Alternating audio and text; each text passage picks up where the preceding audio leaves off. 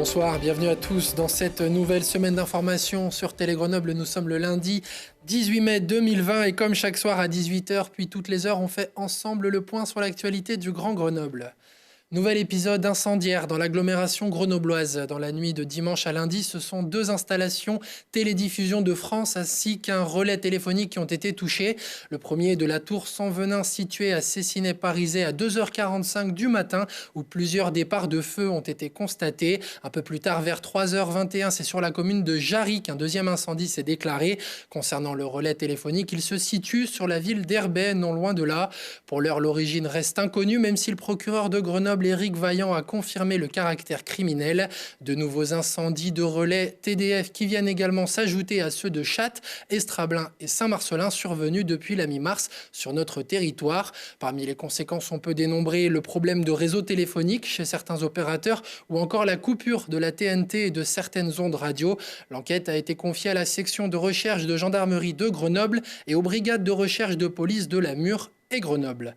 Alors, se tiendra pas. Ce lundi, le conseil scientifique devait en tout cas donner une préconisation à l'exécutif concernant la tenue ou non du second tour des élections municipales avant la fin juin.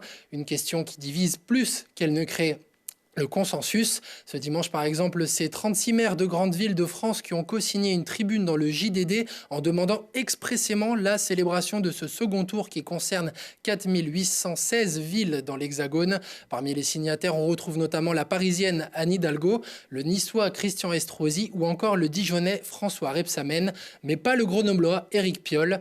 Alors qu'en pensent les habitants de la capitale des Alpes de ce second tour des élections municipales, plutôt report ou pas, Lina Badreddine est allée tendre son micro ce lundi matin, place Verdun. Je serais plutôt favorable pour le reporter à l'automne. Je trouve que c'est trop précipité. On n'a pas assez de recul sur une éventuelle deuxième vague.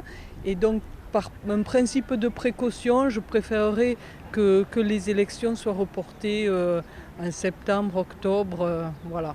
Puisque le premier tour a eu lieu, autant ne pas faire durer le plaisir et accélérer les choses, oui. C'est-à-dire que d'un côté, on est conscient que c'est compliqué, qu'il faut faire très attention et tout ça.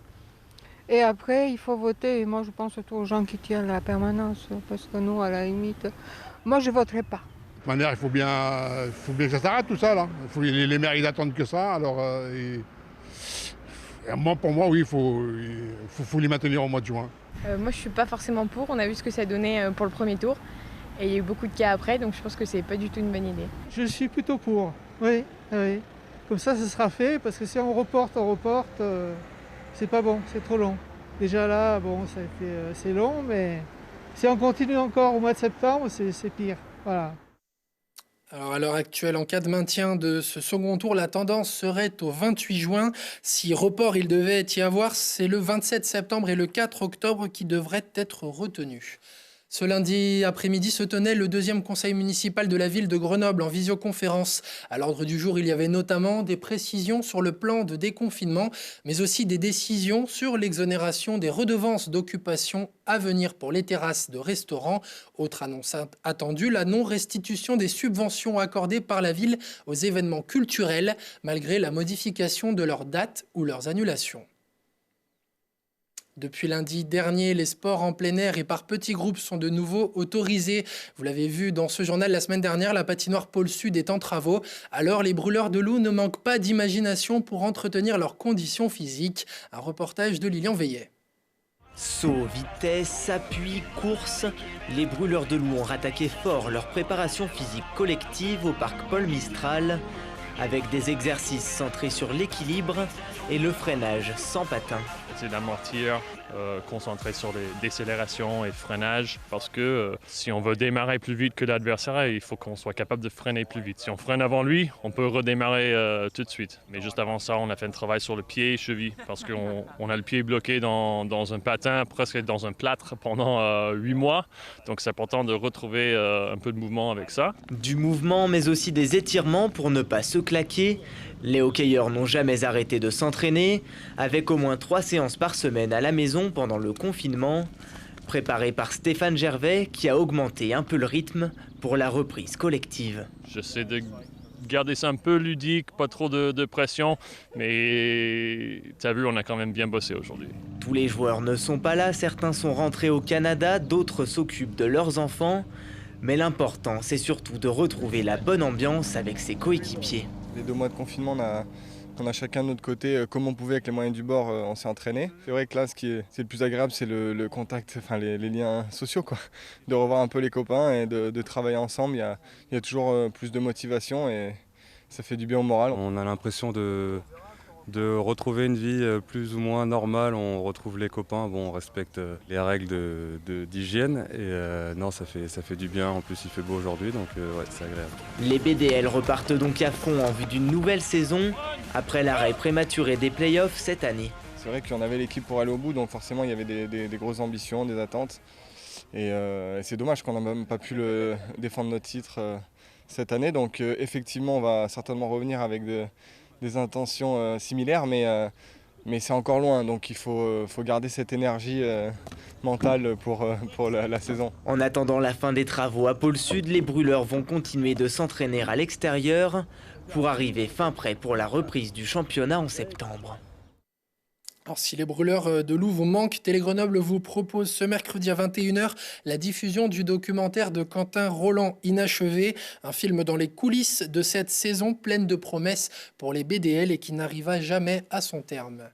Autre info sport, le GF38 qui enregistre sa 2e recrue en la personne d'Achille Anani.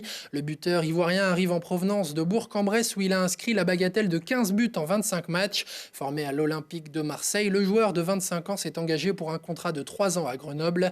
Une arrivée qui pourrait conditionner un départ de Moussa Djité que l'on sait déjà très sollicité.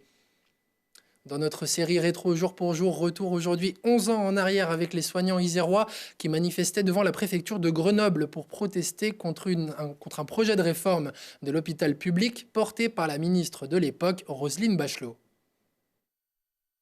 C'est l'aboutissement de 25 ans de loi qui tentent à privatiser un maximum les problématiques de santé, à transformer la santé en marchandise, avec des objets de rentabilité extrême, y compris dans la gestion du personnel. Donc on est fatigué, crevé, il faut toujours faire plus avec moins, et là il y en a ras-le-bol. Ce qu'on espère, c'est se faire entendre et puis surtout montrer que toutes les catégories professionnelles de l'hôpital sont là, main dans la main, pour faire entendre leur mécontentement, depuis les personnels soignants jusqu'aux grands professeurs de l'hôpital public. Toutes les catégories professionnelles sont là pour montrer leur désapprobation sur les choix qui sont faits pour l'hôpital public aujourd'hui en France. Les patients ne sont pas pris en charge comme il faut à l'hôpital et nous, ça nous révolte en tant que professionnels aussi. Et puis, il n'y a pas non plus l'effectif de personnel qui correspond à la charge de travail. Travailler dans des conditions comme ça, ça nous met en colère. On se rend compte que 11 ans après, les revendications sont toujours les mêmes. La crise du Covid permettra-t-elle cette fois aux soignants d'être entendus par le gouvernement français ? Un nouvel appel à manifester, en tout cas, était lancé par certains syndicats pour mi-juin.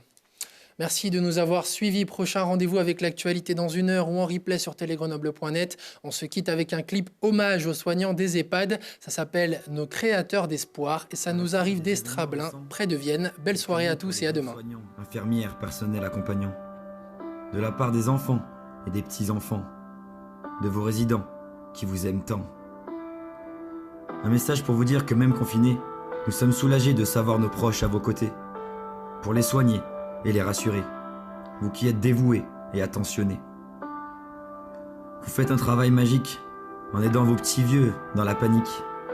Grâce à votre bonne humeur angélique, vos résidents garderont des souvenirs magnifiques.